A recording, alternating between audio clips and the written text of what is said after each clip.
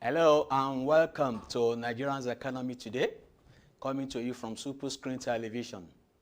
I am your anchorman, Tunji Oketunbi, and in today's episode, we shall be taking a look at the recent Lagos helicopter crash.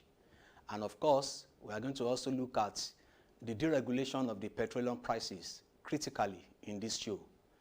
Join us for this and many more after this time out.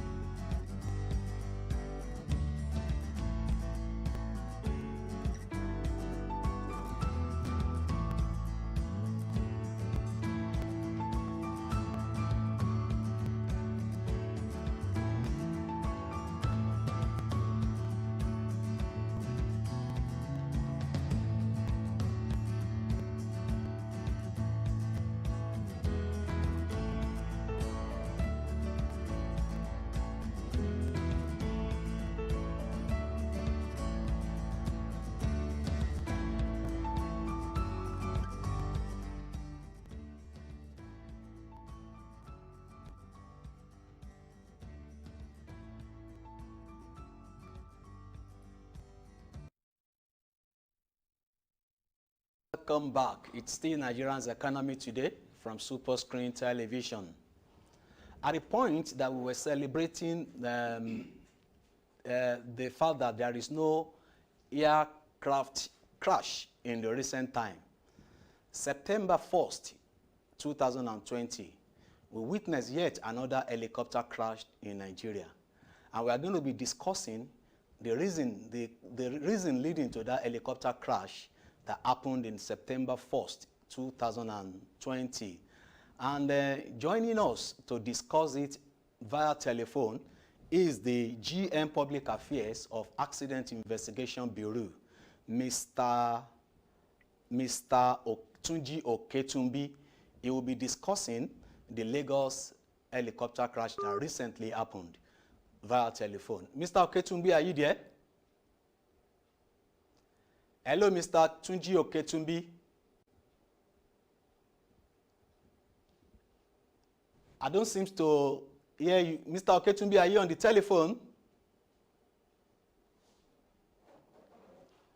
Mr. Oketunbi, are you on the telephone? I don't seem to hear you. Yeah. Hello, Mr. Tunji Oketunbi. Hello, sir. Okay, thank you for joining us on Nigerian's Economy Today. My pleasure. Okay. Mr. Oketunbi, with reference to the recent helicopter crash in Lagos, observers were of the opinion that the certificate of airworthiness of the aircraft should be withdrawn earlier than October 29th if this depreciation of the aircraft is factored in. What is your take on this? Well, Oh, we lost Mr. Oketunbi again. We'll definitely call you back, but it's important that we go for a very short break. Please don't go away. We'll be right back.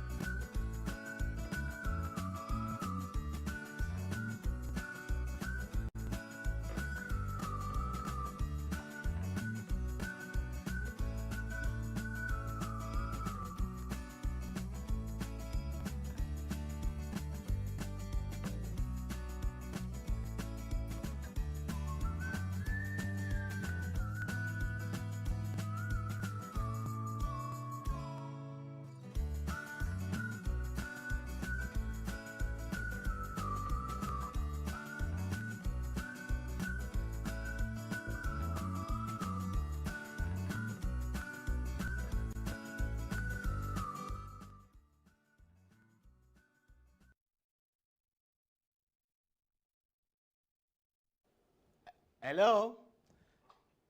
Mr. Oketunbi, are you there? Yeah. Oh, thank you. It's a good thing that we are able to connect back to Mr. Tunji Oketunbi, GM, Accident Investigation Bureau. We are discussing the Lagos helicopter crash that recently happened.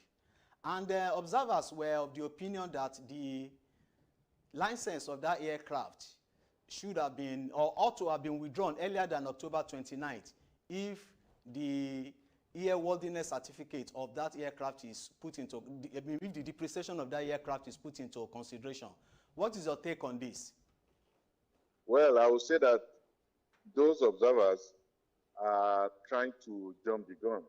They are speculating. It is important to note that this is what the Accident Investigation Bureau will be looking at. We will be looking at the airworthiness of that aircraft. But recently, we told the media, or rather we had a media conference where we said that according to the information available to us, the airworthiness of that aircraft was valid beyond that date, the date of the accident. However, whether they ought to have withdrawn it or not are the things that Accident Investigation Bureau will be unraveling. We'll be looking at, during the investigation. So they should not jump the gun. We have been appealing to the public that they should just hold on and allow the body charged with that responsibility, which is AIB, to do its job.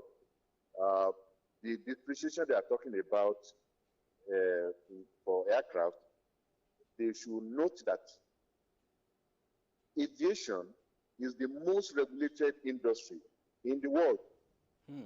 Before you do anything, you have to go through certain procedures. And like I jokingly tell people, that before you cough in the aviation industry, you must follow procedure. You must follow laid down rules and regulations. So it is not, we should not allow them to speculate. Okay, thank you very much. Still talking about the helicopter crash, what could have happened to the flight data recorder? Could it have been stolen at the point or at the site of the crash? You can tell us exactly what happened to the flight data recorder. Nothing could have been stolen because it was not on the aircraft. There was no flight data recorder there, which people popularly call black box, because that aircraft was not designed to carry it. It is not all aircraft that carry flight recorder.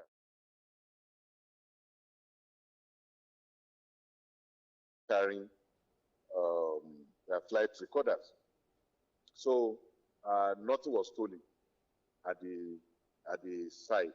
I mean, when you are talking about something that was not even on the aircraft. Okay, still talking about the flight data recorder. Could the absence of the flight data recorder affect the outcome of the findings of AIB, Nigerian African Accident Investigation Bureau report recommendation? No, not in any way. You know, when you want to study to become an accident investigator, one of the, you start your training by by investigating aircraft that don't have flight recorders. That's where you start your training as an investigator. Okay. Now, talking about lack of FDR, let me state the function of FDR briefly. FDR, data recorder, gathers information from the essential part of the aircraft and record it, like the direction of the aircraft before it crashed, the altitude, the state of the engine, the fuel tank, the flight controls, and several essential parts of that aircraft. So it gives us a lot of parameters. Then the cockpit, there's another one called cockpit voice recorder, which is also co-located with that flight data recorder. So that one records the voice inside the cockpit, thereby enabling us to know what the pilots and were discussing inside the cockpit. So it also recalls the conversation between the control tower. Another tape recorder at the control tower that can be used. And beyond that, there are also all other components of the aircraft that we are going to subject to test and examination that will reveal certain things to us. And in any case, the flight data recorder and the cockpit voice recorder, they won't tell you the exact thing that happened, but they help us to narrow down our search. They just help us to narrow down our search. But in this case, there is no problem. It will not affect the outcome of the investigation, and neither is it going to affect our recommendation and things like that. Again, I would like to say that we have investigated a lot of aircraft in Nigeria that have no flight data recorder or cockpit voice recorder. A lot of all these training aircraft belonging to Nigerian College of Engineering Technology in Zaria, NCAT, and another one, there is another flying school in Ilorin.